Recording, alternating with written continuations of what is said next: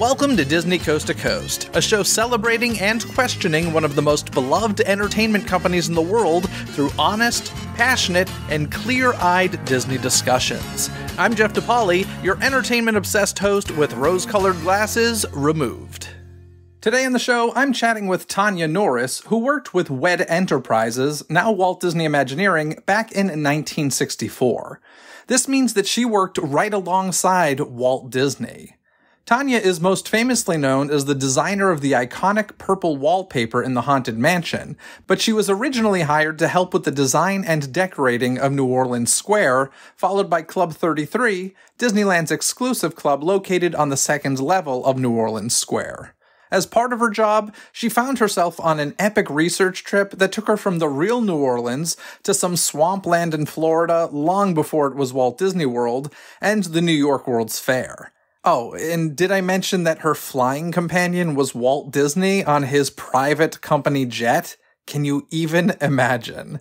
Plus, Tania quite literally had a hand in one of my personal favorite attractions, Walt Disney's Carousel of Progress. Hear about all of that in my conversation with Tania Norris. Prepare for some insight. You've tuned in to an exclusive DCTC interview.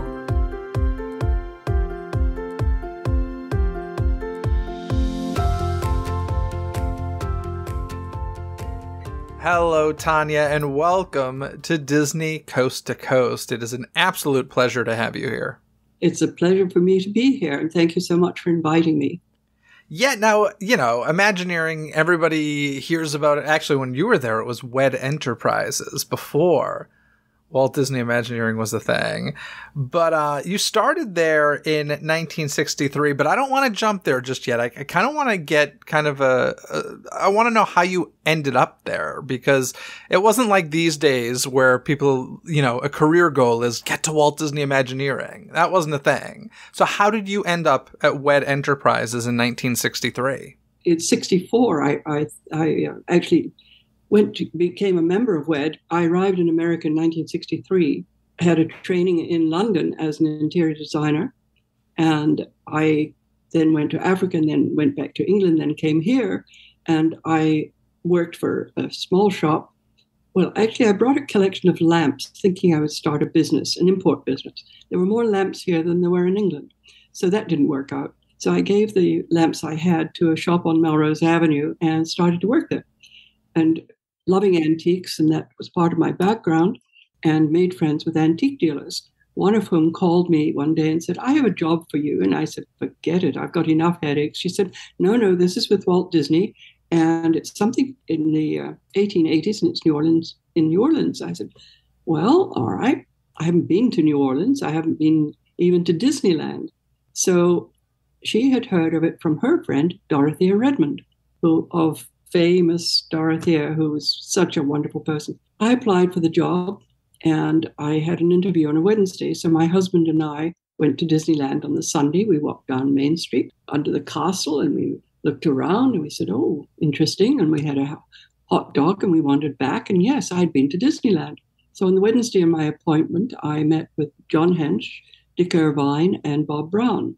And they asked me all kinds of questions, and I answered them as to what I'd done and my background. And next day I had another appointment, and Emil Curry and John Hench and Bob Brown. And Friday they called and said, you have the job. And I leant back in my chair and I said, what have I done? McKnight, what have you done?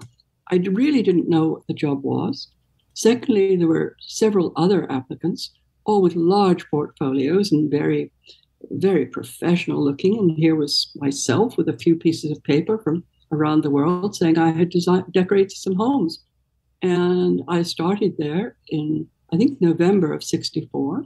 And it was really quite an amazing job. It was fascinating. I had to learn a great deal. First of all, about American expressions. Many things were called differently in England than to what they're called in the profession here. So it was a very large learning experience, but I had the background that they wanted. I had the knowledge of interiors, and I had the knowledge of fabrics and paints and wallpapers and antiques and the things that they were looking for. And apparently not too many people over here at that time, and the young people particularly, had that kind of background. What gave you the notion, because you said you felt like you were surprised you got the job because these other folks had these large portfolios and such, but I'm sure you didn't have the chance to look through those portfolios or anything, and obviously you brought something to the table that they didn't. So I guess what was the thing that made you intimidated by their portfolios that, number one, you hadn't seen? And what is it really that you think that you did have that they didn't? Well, I had no portfolio. Oh, wow. I had 3 or 4 pieces of paper written by people whom I decorated their homes for around the world, but I had no drawings, no storyboards, no anything to show them. All I had was my own expression of my background, my training, and I think my knowledge of antiques. And I think those particular things, the knowledge of period furnishings, I think was really what finalized the job. But there many, many years, several years later, Bob Brown did say to me that they had also picked me because they thought that I could work with Walt, or that I would be able to work with Walt and do what he wanted. And what they saw in me in that way, I, again, was quite surprised at. Do you happen to know if any other women applied for the job? Were they perhaps looking for the feminine touch that you brought? I don't think that made any difference, but I do not know. The 2 or 3 people that I saw were young men. I really don't know, and I don't think that was a criteria at all. Yeah, otherwise I probably would have put out that call for a female. But still, I mean, first of all, that phone call to get, you're hired, as scary as it is, that also must be one of the most joyful phone calls you ever received. It was certainly one of the most surprising. Yeah. But it's so different today, Jeff, that back then it was a job. Mm-hmm. $125 a week when I started. And it was an interesting job, but it was just an interiors job. It didn't have the glamour or the panache that it has today of working at Disney. And I was the only interior designer. I think they have 63 now, but then they have a few more projects. But it wasn't as if we deliberately, we're Disney. We didn't do that. We worked as a group. We didn't sign anything. If something was discussed, it was discussed with 3 or 4 people and the art director. You couldn't claim that you had designed anything. The fact that there are 2 things that I could claim that I had designed was unusual, but it certainly didn't have my signature on it to say, hey, I did that. Yeah. Now, you mentioned how you went to Disneyland to prepare for the interview because you had never been, because you'd been in the UK and living in other countries up to that point, right? Right, yes. Okay, so you get to Disneyland. What did you know of it? Did you follow the Disneyland TV show or anything like that? I knew nothing about it. Okay, so what was your impression when you walked through those gates, when you saw that castle? Pretty amazed, really, because number one, I didn't really know what to expect. But walking down Main Street with the little shops and seeing the displays and things, it really was rather intriguing. The castle, of course, I'm used to castles. Even that one is fantasy. But then walking through the castle into the area where there was more of a fantasy was quite surprising. I really should have done some background, but I really don't know that I knew how to do any background. How do you find out about Disneyland 60 years ago? Well, I don't know if they played it in the UK, but I mean, Walt had his TV series called Disneyland that was very much an infomercial for the theme park, which was huge in America. I have no idea whether or not that was a thing in the UK. If it was, I only was in the UK for 18 months. Okay. And we didn't have much television over there. That was one of the amazing things when I arrived. We only had 2 television stations in England, and I came here, and you got, 40 channels in 1963 or something like that? I mean, my goodness, you're opening a box of amazing things. Yeah, you were getting a lot of new experiences. And correct me if I'm wrong, you actually moved to the States because of your husband's job, right? Yes, he was asked to come up, become vice president of a company here. Okay. So did you want to move to America? Oh, yes. I can tell you, going back to Britain for the two worst winters they'd had in 100 years after living in southern Rhodesia, now Zimbabwe, I was ready when they said, would you like to come to California? I said, we're going to sunny California. My poor husband didn't have much chance. No, we were quite happy to come here. That's great. And you've been here pretty much ever since, right? Yes, I have. Wow. Okay. So you liked it. Oh, yeah. And stayed. Excellent. So, of course, you did a lot with WED Enterprises, but you were specifically hired as an interior designer specifically for New Orleans Square, which, of course, didn't exist at the time. But as you mentioned, you'd never been to New Orleans, correct? I had not been out of Los Angeles. Wow. So the only place you'd really been in the United States was Los Angeles. Correct. Yes. Wow. Okay. So a research trip is required, and you go on perhaps the greatest research trip a person can go on, because it's on Walt Disney's private jet with Mr. Walt Disney. And Mrs. Walt Disney, and Mr. Roy Disney, and his wife, Edna Disney, and Sharon, Walt's daughter, and her husband, Bob Brown, who was my immediate boss at WED Enterprises, plus Herb Ryman, Bill Evans, Claude Coates, John Hench, Bill Martin, and there were some engineers also.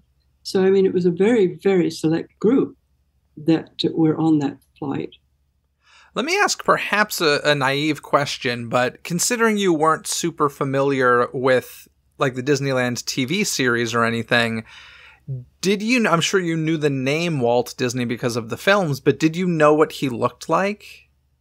Yes, I did. And I also had watched some of the films he had done on Africa, animal films. And so, yes, I knew that part of it. The fantasy part, no, I didn't know anything about, really. I did know of Walt Disney, yes. Okay, so what was I mean, that must have been one of the most intimidating flights of all time. Yes and no, in some ways, yes. But I had met him several times before the flight. Okay. And so it wasn't as if he was unknown to me or I was unknown to him.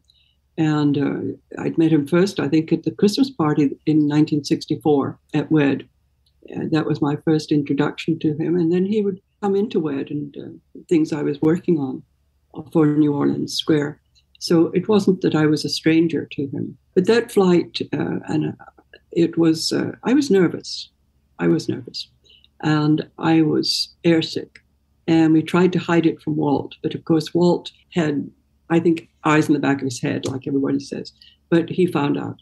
And so when we landed, he was always so courteous and kind to me, considerate, that when we were in New Orleans, he made sure that each meal, lunch and dinner, we would go to a different restaurant so that I would get the flavor of New Orleans.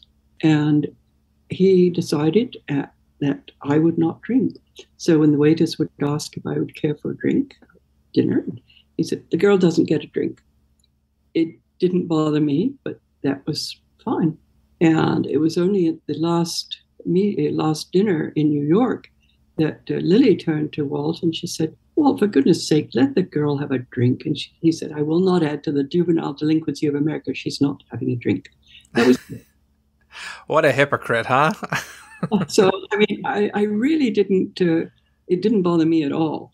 I always felt that it was a very kind gesture that he was looking out for my well-being. Was he, I mean, obviously there are lots of stories about Walt, and a lot of us wonder, how much of this is fact, fiction, myth, all of that. What was your impression of him as far as the man that the public, I guess, is presented versus the actual man? Was it pretty close to...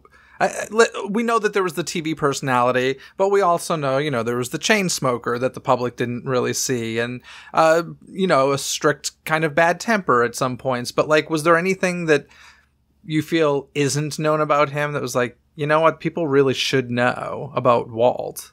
As far as I was concerned, his kindness, not only about the different meals at different restaurants, and that continued throughout the trip into New York, but also in New York, he made sure that the chauffeur every day went by a different route to the World Fair so that I could see New York, because he knew I hadn't been there. And so that kind of consideration. I mean, in New Orleans, the first thing in the morning, we would have breakfast independently, and then I would go to his suite and discuss what I was going to be doing for that day. And if I had photos from the day before, I would show him.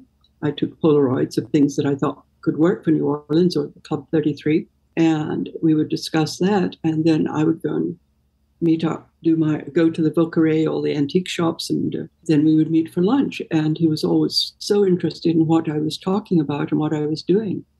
And then he would sometimes come with me or with us. There was always Bob Brown or Sharon or maybe Lily or Edna or somebody. There was always two or three of us. Sometimes I'd go off myself, and then I'd take them back in the afternoon to see what I'd found. But there was always a curiosity about what was going on. When you were just walking around with Walt in the public, was he being recognized by people? Sometimes, particularly in New York. But we were always treated like VIPs everywhere we went, even if he hadn't been recognized in the street. And that was a totally new experience for me. That was something that I found very disconcerting at the World Fair, when we were being ushered through past lines and lines of people and we're getting the grand treatment. I thought, I'm glad I'm not standing out there, but I'm really embarrassed. That was something totally new to me. That's funny. So you're in New Orleans, and are you kind of given very specific tasks, or was it just kind of go do your research and you're very much left to your own? We had an idea of what we wanted for New Orleans, and we had an idea of what the different shops would be. We had an idea of we knew that we needed pieces of ironwork for balconies. We knew that we would need lamps. We knew that we wanted antiques for Club 33. And so I had a shopping list, and I had a request from Walt personally to find him a bowling trophy. And so I scoured the shops for a bowling trophy. And of course, at WED, we had a bowling alley next door that people frequented for lunch and played bowls. So I knew all about bowls, I thought. So I found this marvelous tankard with a bas-relief of a bowling scene. And I was so proud of this, and I got it on memo from the shop, and I showed it to Walt, and he very kindly said, I'm sorry, but that's not the kind of bowling I meant. Well, I had grown up in Scotland, or I was born in Scotland, so I knew all about lawn bowls, but I didn't know you had lawn bowls in America. So I automatically assumed that it was the bowling alley type of bowling. So I had to take it back and find him something else, which I did. And that was for Club 33? No, that was for the bowling club at the studio. There was a lawn bowling club, and I guess Walt was a member, and he wanted a trophy for them. All right, so New Orleans, you get this successful research trip, and then you head to Florida in the plane, which this was long before Walt Disney World. This would have been, 1964, right? This was 65, April of 65, and it was called Project X, and basically it was a hole in the ground with a few trees, and that's why Bill Evans was on the trip, because Bill was the absolutely marvelous landscape designer, and he had purchased trees throughout the world and brought them to Florida and had them there as they call it, hardening, so that when they would be planted, it wouldn't be a strange climate for them, and that they would live well.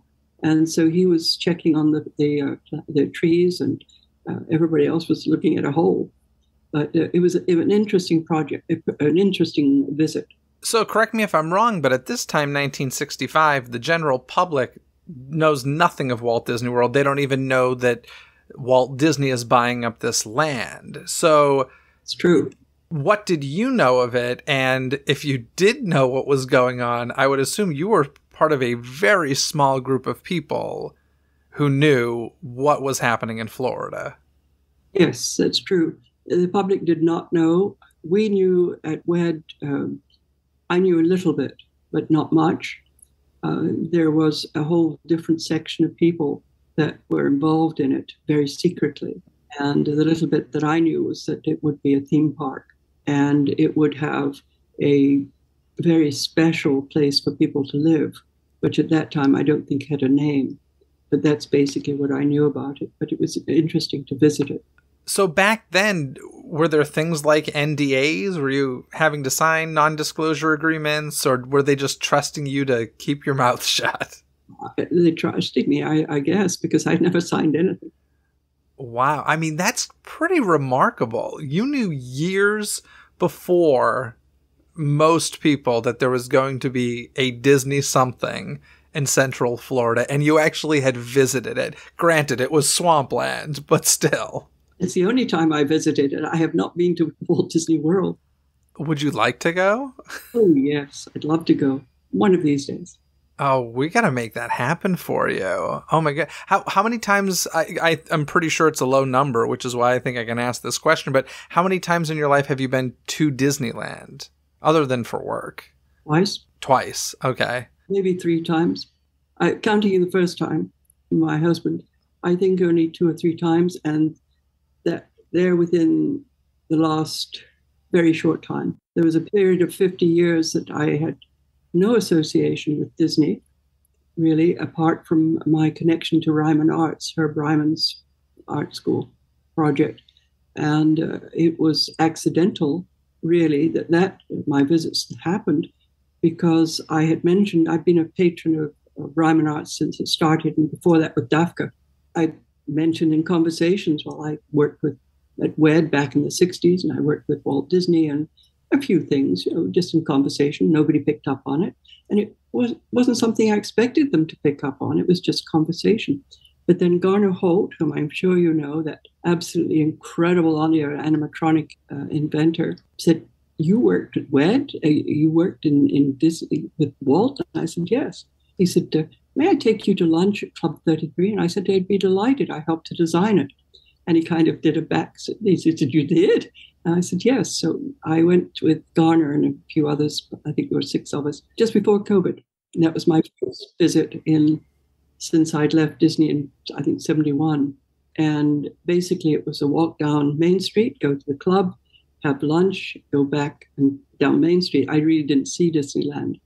But 3 months ago, Marcy Caracas Smothers and I went to Disneyland. And I can't tell you how exciting it was. We had the best day. The weather was perfect. We went on a ride. We would come out. There would be a parade of characters. We'd go into something else. The band would be playing or something would be happening. Every single place we went, when we would come out, there was something happening. And we didn't have to stand in any lines. It was absolutely as everything was timed to perfection. Even to seeing Mr. Lincoln, which was to me so moving that when we came out, the Dapper Dans had just gone up the steps of the station. The lowering of the flag ceremony was about to begin. Everybody was standing there silently. When they were playing, they had their hands in their heart. They were holding their children's hands. Total silence, total respect.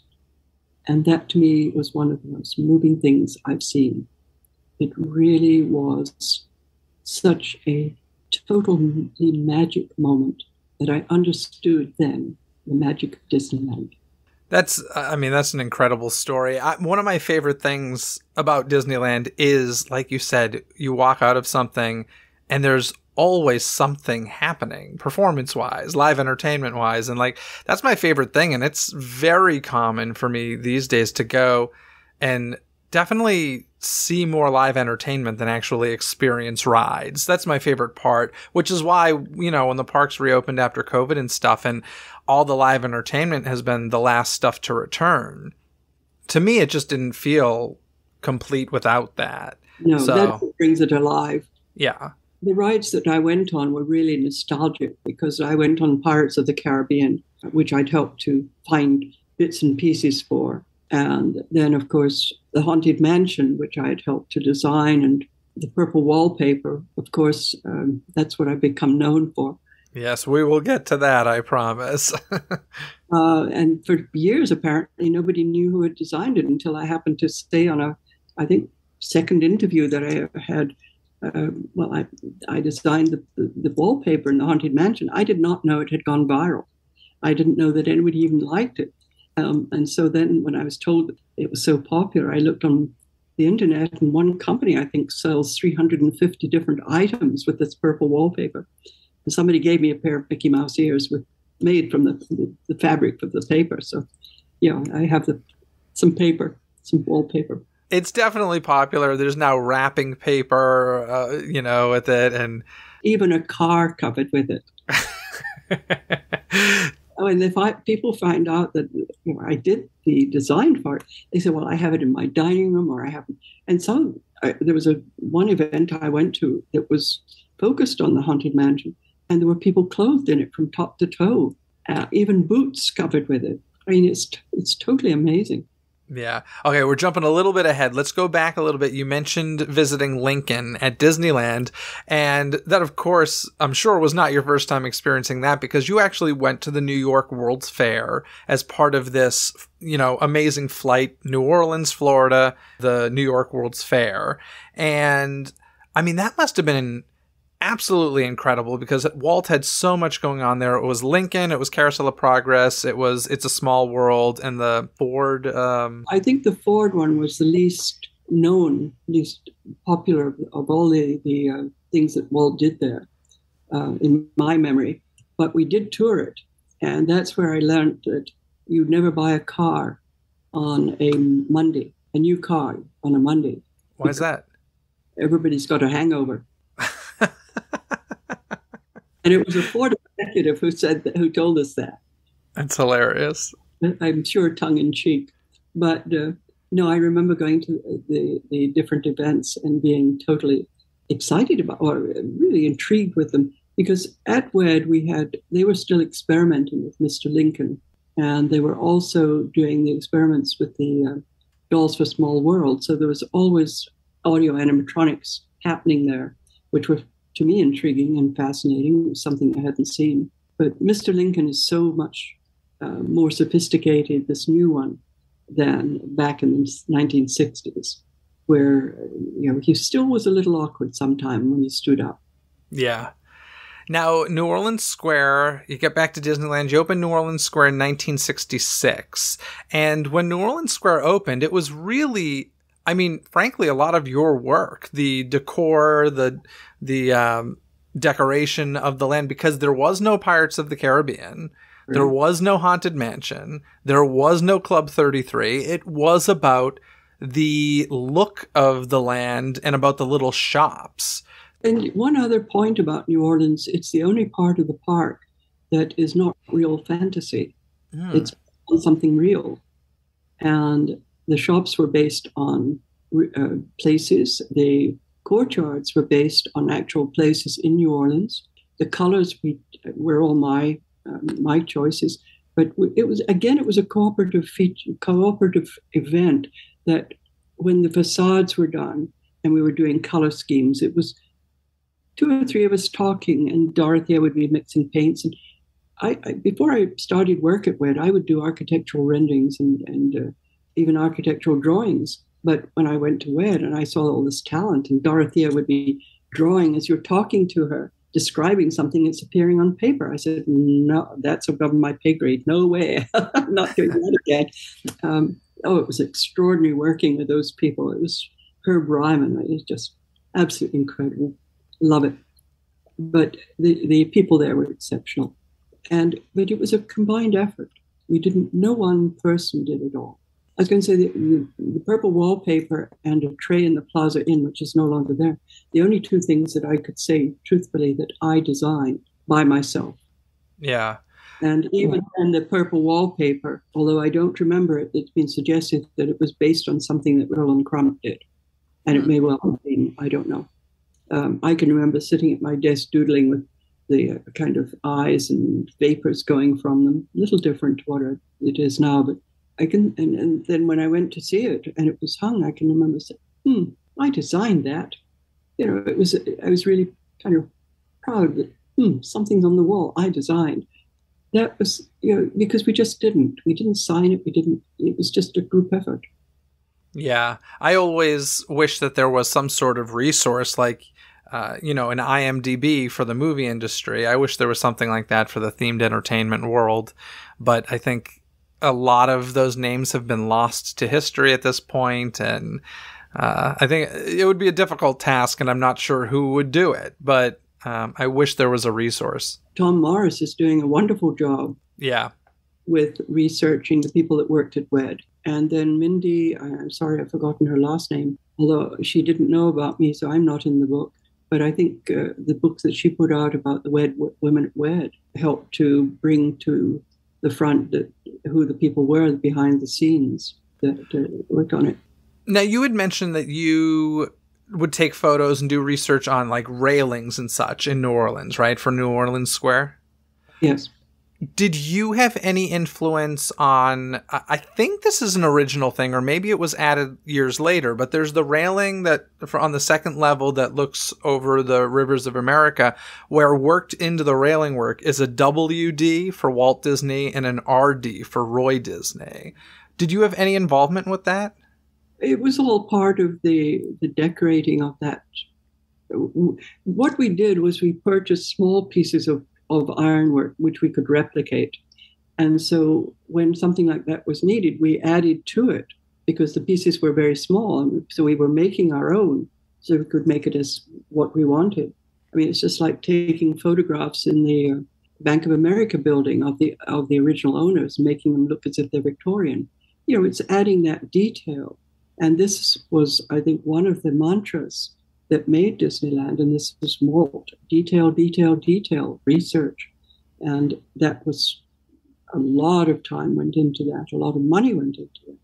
I don't think that it's quite as much of a mantra today because they've got so many projects and less time and money. But at that time, it was very definitely, it was all about the research and the detail that it should be perfect. So those initials were part of the railing work since the beginning?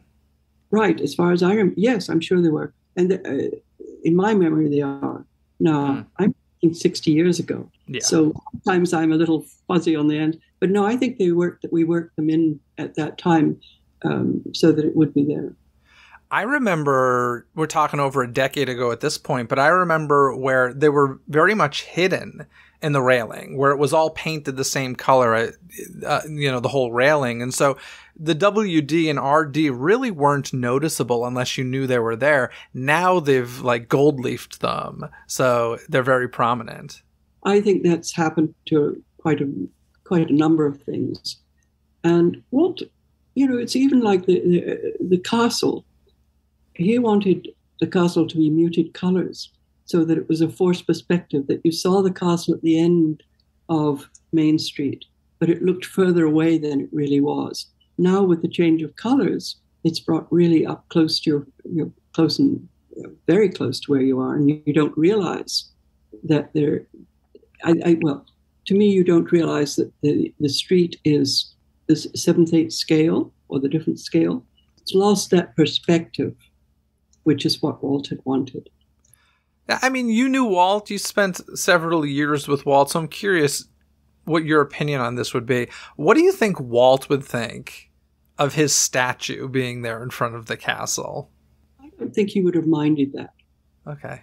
I don't think he would have minded that. I think there are things that have been done that he would not have been so happy with. But that's just my personal opinion. But, you can't say it's right or wrong either because people's tastes change. The time is different. I know that I'm not on the same wavelength as people in their 20s today. So I can't say that what I did back then is acceptable to them. It's being modernized or it's been updated or whatever you want to call it. I don't say it's wrong. It's just different.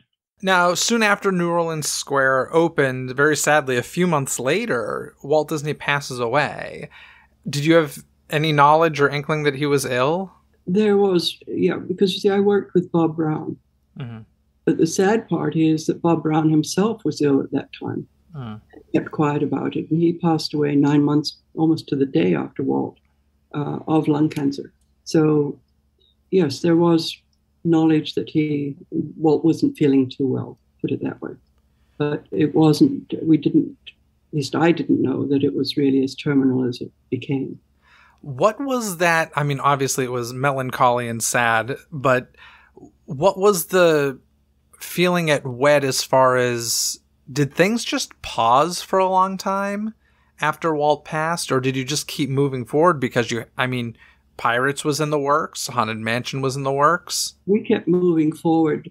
And I think the reason was because Roy Disney called for a meeting at the studio of the heads of departments. And I was invited. I was the only woman when I looked around. I didn't see any other women. And I was very surprised I was there because I was not really a head of the department. I mean, it's just, I worked under Bob Brown. He was my art director. But Roy very definitely said that things would continue and that Epcot would continue. And with that, we really did just, in my memory anyway, we just continued to work. And everything that we were doing had been approved by Walt. It wasn't as if these were new projects. We were just completing what we had designed and had been looked at by Walt and approved. So Haunted Mansion, Pirates, he knew what Pirates was going to be like. He knew what Club 33 was going to be like. We had done storyboards. We had all the antiques. He knew what they were going to be. In fact, I can tell you a story, if I may, about the Club 33, and I have told it before. I felt that on the drawings, that the ladies' room was very small, and we had a mock-up of part of what some of the furnishings we were going to put in, and storyboards, and the official drawings, architectural drawings. And I had said to Bob Brown and John Hanch that, would you please suggest, Walt, we have a larger ladies' room. We just had a visit, I think, to Disneyland, the Queen of Tonga, who was a very overweight lady. And I knew if we had two of her size, they would not fit in that ladies' room. And this was supposed to be a very private club. So I'm waiting for them to say something to Walt, and nobody's saying anything. So finally, I'm standing there, and I realized that there's only Walt and myself. Everybody else had disappeared. And so I said, Mr. Disney, and he said, I've told you before, please call me Walt. I said, I'm British. I find that hard. I said, we have a very small ladies' room, and if we have two overweight ladies in there, it's going to be a challenge. And he said, is that the office up there? And I said, yes, it is. He said, that's half the office. And that's what happened. We got a larger ladies' room. Wow. I have never been to Club 33. I've been invited a couple times, and both times the timing was very bad. And I was like, I legit just cannot make it, which, it is what it is. But I know it's changed a lot. There's been a big expansion, but was it added on to what you had, or is like the stuff that you worked on drastically changed? Drastically changed. Oh, really? Drastically. Even the entrance now, instead of being a small private entrance, they've taken away one of the courtyards that the public used to be allowed to go in. Yep. Made it into the entrance. And I'm very sad to see that. It's drastically changed in that the furnishings are totally different. The rooms have been changed. A lot of the artifacts have gone. A lot of the antiques that we had. The spinet that Dorothea Redmond designed the paintings for, and Blender von Kessel completed the paintings, that is there, or it was when I was there with Garner Holt. And there are a couple of other things that were there. But most of it has dramatically changed, and now it's kind of Art Deco furnishings, or kind of a combination of Art Deco, Art Nouveau. And that was never allowed in New Orleans. There was an ordinance against that. So it's really changed. It's not the club that I knew. Honestly, that's kind of why, like, I get it, Club 33, it's this prestigious place to go to. All Disney fans want to go. But, like, it's one of those things that, like, I would never call in a favor for. I'm not chasing by any means, because I'm like, okay, this isn't really Club 33 anymore. And then on top of that, they've now added several of them to other Disney parks. I'm like, okay, like Club 33, it's just not Club 33 anymore in my mind. No, well, it started out as a club, really, or a place that the heads of, like, General Electric or Monsanto, or people like that could come. And that's why it was started. There weren't any public, as far as I remember, nobody public could buy it, an entrance to it. It was all really very, very private. And it was the only place in Disneyland you could get a drink, could get liquor. And it was, John Hench did the costumes for it. They were French maids. There is a brochure showing what the interior, the original interior, looked like. And it's totally, totally different. I was kind of perhaps a little naughty, if that's the right word, but this is the kind of thing that really would not have passed muster with Walt, I don't believe. And this is my personal opinion. But when you enter when I went there first time, there was a clock with an audio animatronic bird on top. And he would say, "Welcome, my name is Gustav."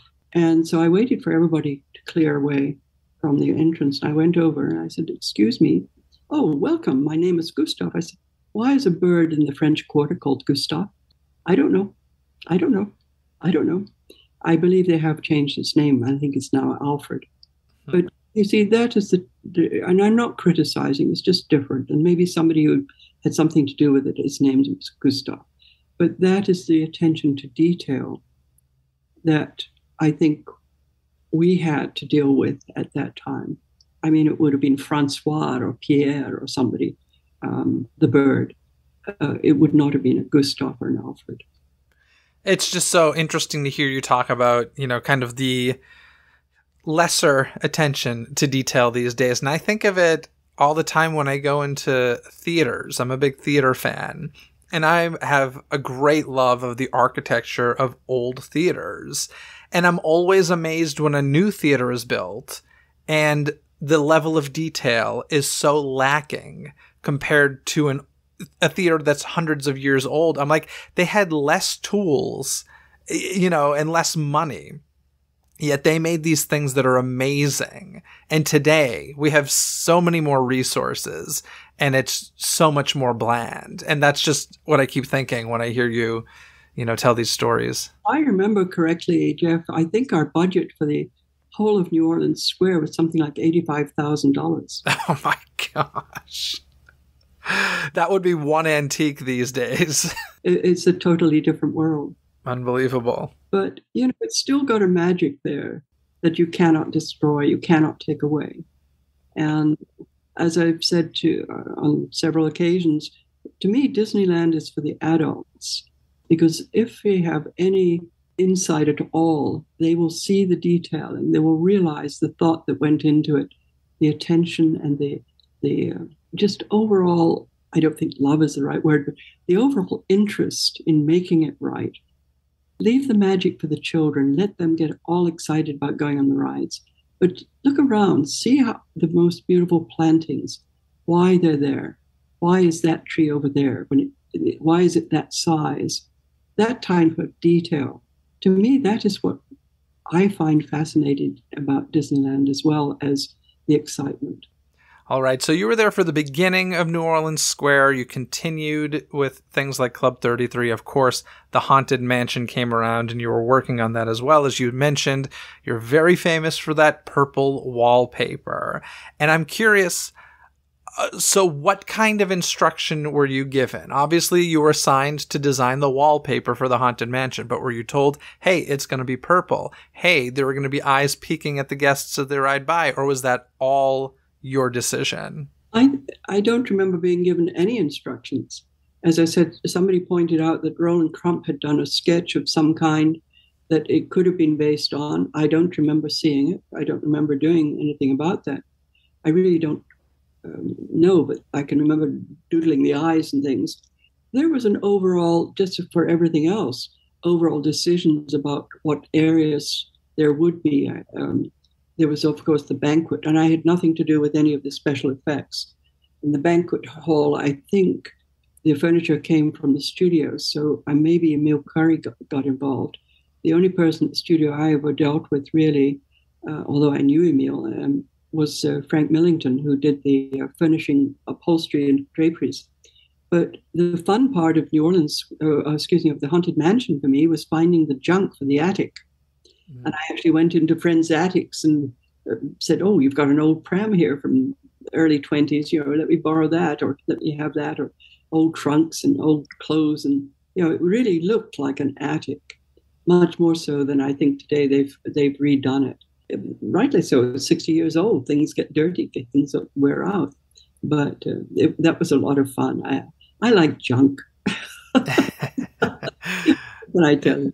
You're a real antique shopper. Oh, yes, definitely. So, with Haunted Mansion, of course, it's, to this day, still one of the most iconic attractions around, which is pretty incredible if you think about how long it's been around. And I don't know if you saw, but this past Halloween season, the Muppets did their version of the Haunted Mansion. Did you see this? No, I did not.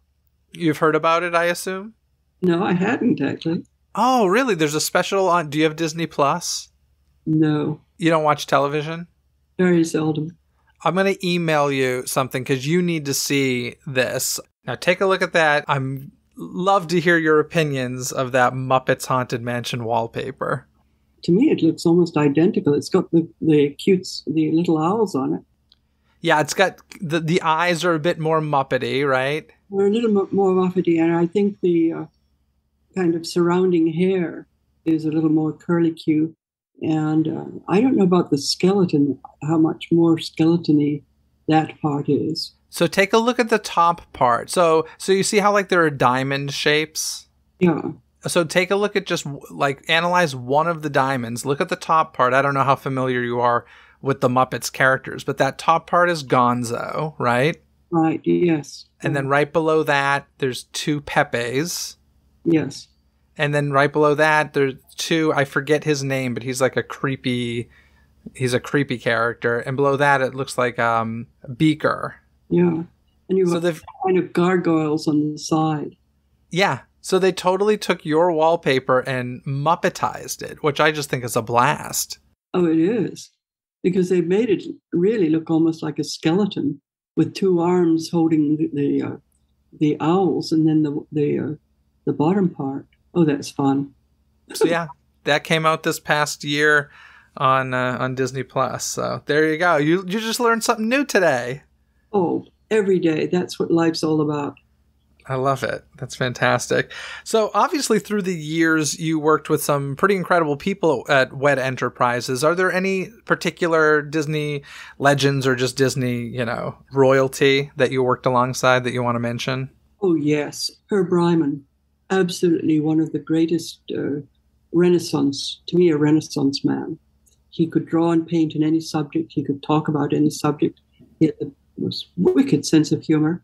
He could draw the most insightful caricatures of people, as well as just being a lovely person. I'm very fortunate. I have many of his paintings. And Dorothea Redmond, what a gem. These people all became friends, and I have photographs of them at parties in my home.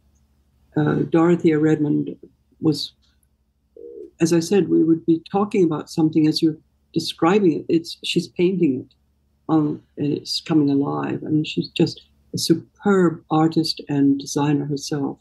George Snowden, whom you very seldom hear about, but he was a sculptor of most of the major figures, and he had been he had traveled with the King of Italy's entourage, and he was a superb sculptor and such a fascinating man to work with. Mary Blair, I worked with Mary. I was helping with colors for her and at the factories for her tiles. Roland Crump.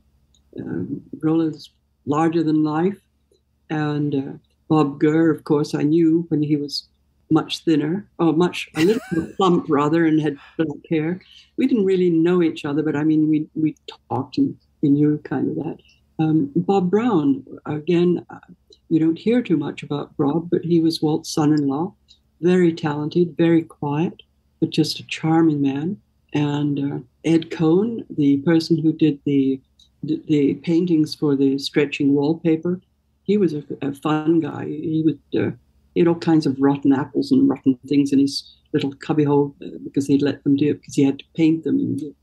Mark Davis and Alice Davis became friends. Alice gave me some recipes that I used over the years. Mark was such a gentleman, always with his long cigarette holder. just charming. I have a beautiful sketch that he did. I had invited them to a party that was going to be held in a warehouse and had to come dressed as hobos. So I have a wonderful sketch from Mark with Alice and himself dressed as hobos. Hee, again, you don't hear too much about T, but he was a terrific artist and quite a wonderful man. He had a sense of humor. I've got a birthday card from him that is two storks, one holding the other upside down and pretending to play the second one's a bagpipe. Every one of them that you hear about nowadays, I was working with, and they became friends. They came to my home for parties, and we did all kinds of things together. That's amazing. I was very, very fortunate to be there at that time. Harriet Burns, Fred Yeager, these were people I met every day and talked to. Had lunch. That's awesome. Now, you may be most famously known for New Orleans Square and Haunted Mansion, but you did work on other things like Plaza Inn and I believe even some original Florida concept stuff, right? Yes, I did. And I think they also, very complimentary, I think, copied some of the things that I'd done in Disneyland in Florida. As I say, I haven't been there, and they've probably changed by now. It's quite a few years ago. But yes, I did original concepts for that. And Plaza Inn was being redone. I think, if I remember correctly, it had changed ownership from being a sponsored restaurant to one that was going to be Disneyland. And the coral wallpaper that was in there originally, that was one of my suggestions. And as I say, the only other thing apart from the purple wallpaper was a tray for the inn at that time. What I had done was take a design from a Victorian silver tray with a chased pattern in the middle, and I had that reproduced in coral on white plastic. But that has long gone from Plaza Inn. But so many things there throughout the park. I mean, I worked in all the little shops. My hands were used as models for the Carousel of Progress when it came to Disneyland. Wait. Okay, wait a sec. You just said some magic words. Carousel of Progress, one of my absolute favorites. What do you mean your hands were used as models? Well, they needed hands for the audio animatronic women. And so they took like a rubber mold of my hands. And I had to sit there for, I don't remember how long until it had hardened. And then they blew it off with an air gun. And I was black and blue for a couple of weeks, but I got $50 for that, which was a lot of money that time. Mitzi Chandler, who was the secretary to Neil McClure, the attorney for WED, they did the same for her legs, only she got $100. Oh. I reckon it was okay. Her legs are longer than my hands.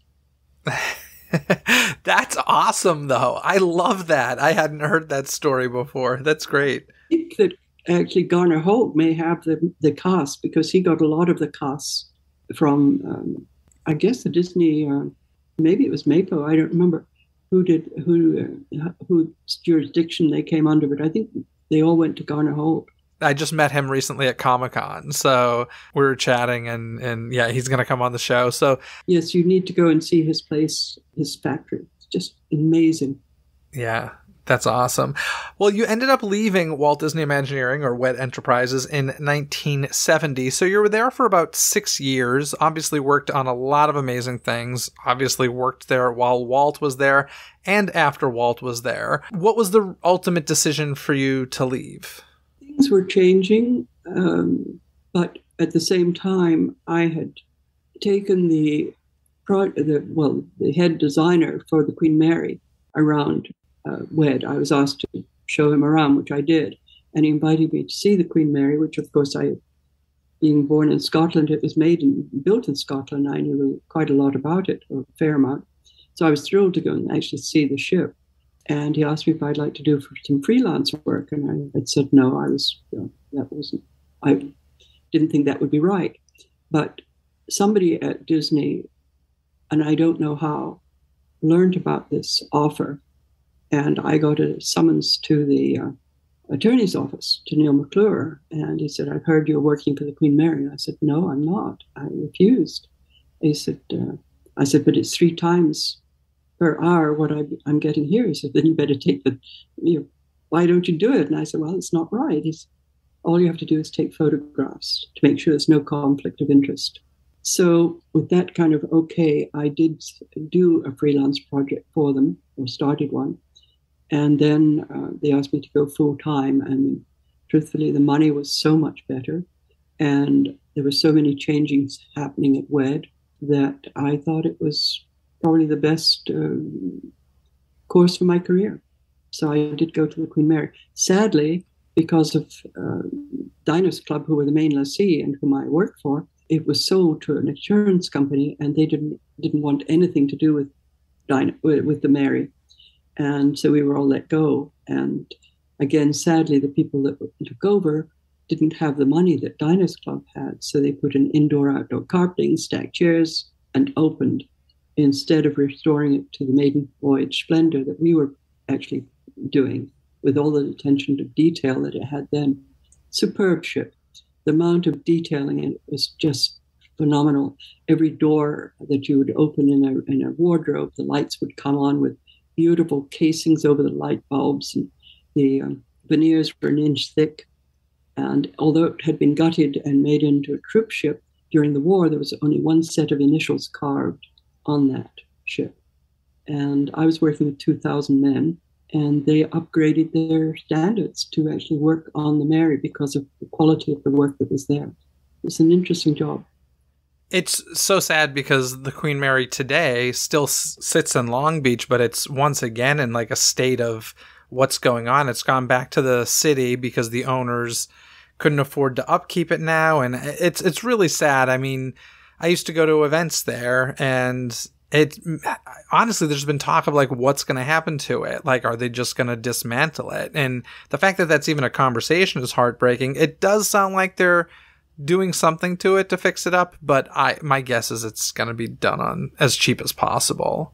I think the problem stems back to when Diners backed out, because it should have been one of the a 7-story building that was so architecturally of the period, and we had all of or most of the artifacts by the highest grade artisans of that period. I mean, magnificent sculptures and paintings, they all disappeared.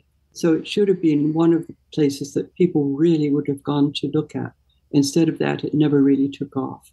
Yeah, well, what's interesting about that is that at one point Disney almost bought the Queen Mary and all of that area, and that was going to be the original Disney Sea, and that didn't happen. But yeah, it's interesting to think what could have happened with that, and it's sad to see kind of where it's ended up. But hopefully something good comes of it. I don't know. I hope so too. It was magnificent in its heyday. Yeah. Well, anyway, we're wrapping up. We're over an hour at this point. So is there anything you'd like to add before we get going here? This has been an absolutely joyful conversation. Well, I've enjoyed it too. And I thank you so much for asking me. It's always great to go down memory lane, even if it's sometimes a little fuzzy. But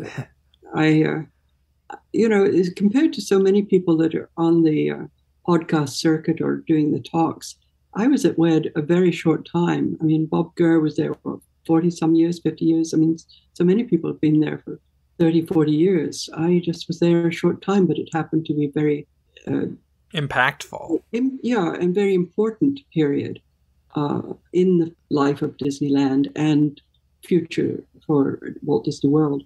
So I feel very fortunate to have met and known the people that I did. And now I'm meeting a whole new generation of Imagineers and other people that are full of Disney enthusiasm, which I didn't know existed. Well, also, if you still have your toe in the world of Disney in the sense that you're a volunteer at Walt's Barn, correct? I am indeed, third Sunday of every month at Walt's Barn in Griffith Park. And that's a lot of fun, because I actually was at Walt's home and saw the Lily Bell in the barn. Whoa, wait a second. So, wow. So you saw that barn in Walt's backyard, and now every third Sunday you are with that barn in Griffith Park at its new home. Wow. That is unbelievable. In the midst of moving, as I think may have mentioned, I came across a Christmas card from Retlaw with the blueprint drawing for the Lily Bell. Oh my gosh, that's Wow. Across a lot of treasures, which I didn't remember. We didn't take anything home with us from WED, at least I didn't. What I have are photographs of people at parties. I have photographs from the trip that were just my photos. And I have letters from people and Christmas cards from people, all kinds of things. But there's nothing that I could say that I was designed or it was part of it, WED itself, that I have. But I have a lot of memories. Well, this is awesome. Thank you so much for doing this. I really appreciate it. I thank you, and I hope to see you again soon. Thanks for tuning into this episode. Don't miss any future episodes by subscribing and following Disney with a Z, Coast to Coast on your favorite podcast app. Now, if you're a Haunted Mansion fan, perhaps you'd like to line your walls with Tania's iconic purple wallpaper, but that's a bit unrealistic for most. But you can get some Haunted Mansion scents memories in your home with Souvenir Scents and their Ghostly Mansion scented candle. Simply click on the Souvenir Scents link in this episode's description to see all that they have to offer, and don't forget to use code DCTC to save 15% from your entire order. This episode has been executive produced by Robert Scontrino. Gain rewards like Robert, including access to never-before-heard episodes and livestream Q&As by visiting the Patreon link in this episode's description. And don't forget that I'll be matching 100% of your first month subscription to the charity True Colors United for all new patrons joining this month, August of 2022. Basically, anything you need can be found in this episode's description, from additional information and links discussed in this episode found in the show notes, to the DCTC hotline where you can leave a voicemail and be heard on a future episode, access to the show's official website, some free gifts from me to you, and so much more. So be sure to check out this episode's description. Other than that, folks, have a magical day. Bye! Thanks for listening to Disney Coast to Coast. Have a magical day. Disney Coast to Coast is produced and hosted by Jeff DePauli. Learn more about the podcast and become a supporter at DisneyCoastToCoast.com.